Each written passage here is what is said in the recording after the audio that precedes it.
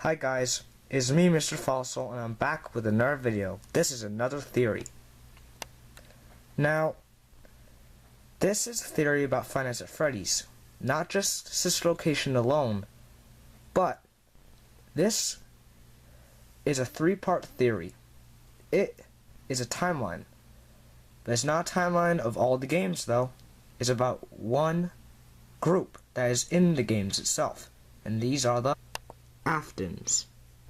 The Aftons are a family that are identified in the Five Nights at Freddy's franchise. And the most common one is the purple guy, or William Afton. Like I said, this timeline will be 3 parts long. And I'll tell you on how the order it's going to be in. We're going to go with chronological. So here's the order. Five Nights at Freddy's 4, sister location, and then Five Nights at Freddy's 3. The timeline will only be condensed into these 3 games because these 3 games bring out more of the Afton family. And plus, I've actually noticed something with sister location. And here is how some stuff of the timeline will work. I will add fillers. Now, fillers are a thing that you add into a timeline that are uncertain or probably never happened, but you can assume it did. One example is about William Afton's wife. Like, where the heck did she go?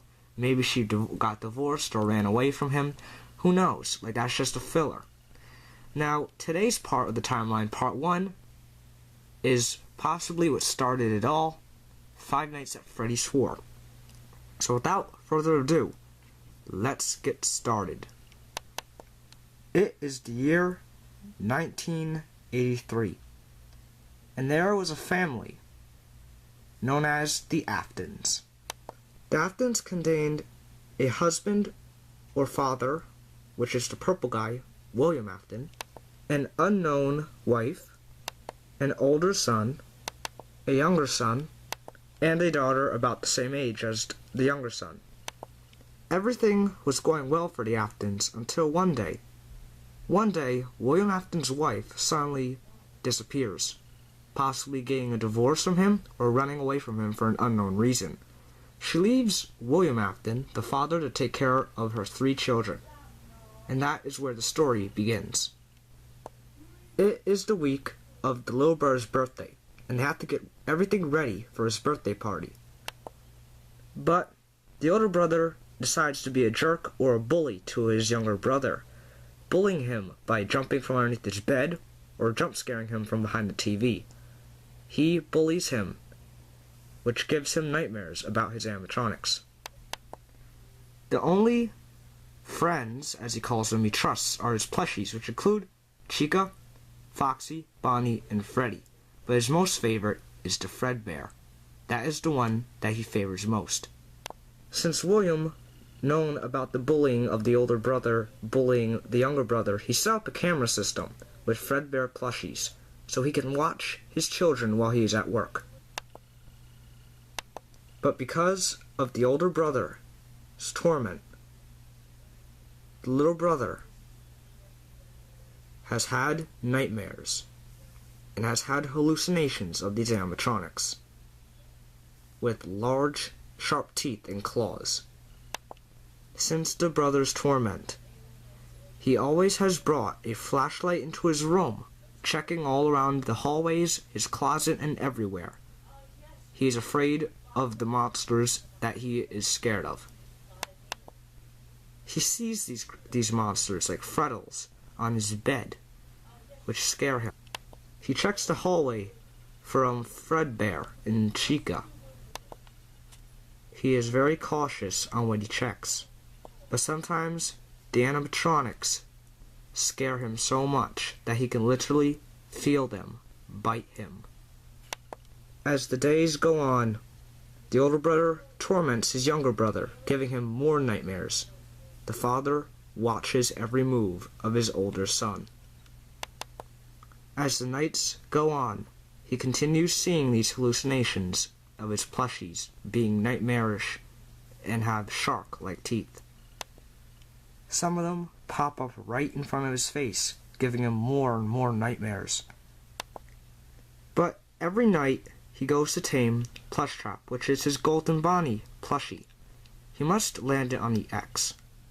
But every night he tames it, and that gives him not that much nightmares until the next night. 3 days before his birthday party, they go to where they are setting up his party, Fredbear's Family Diner, in which the whole family goes, including William, the younger brother, the older brother, and the daughter. William has came here to schedule his little son's birthday party and to get his workers set up for the day shift, which you can see here in this picture, because these workers work every day here at the pizzeria, and they will possibly be working on this little child's birthday party. But even while William Afton works here, the younger brother still gets tormented by his older brother, and the older brother still torments him even though the father watches him. Then the younger brother gets bored and goes outside of the pizzeria. Here he talks to some of his friends that he has invited to his birthday party. The friends talk to him about why he is crying and about the birthday party. In the playground section and around the pizzeria, he encounters his sister, the daughter.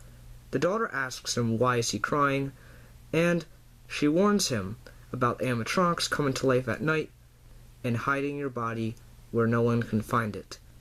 This could probably serve as a warning to the younger brother so he can keep safe during the nights when he has nightmares. And of course, he encounters one of the older brother's friends, one of the bullies. He then returns home where the cameras still watch him. As each night commences, he still has these visions, constantly checking the hallways in his closet for these monstrous, nightmarish animatronics. 2 nights after, it is the big day, his birthday party. He hopes that nothing goes wrong here, no teasing whatsoever. But this all fails, because the older brother and his friends decide to bully him more by putting him up to Fredbear's mouth, trying to say give him a kiss. But this really doesn't go so well, and the little brother's head is crushed.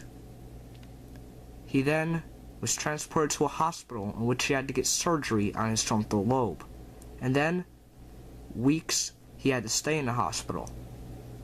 Then he was returned home.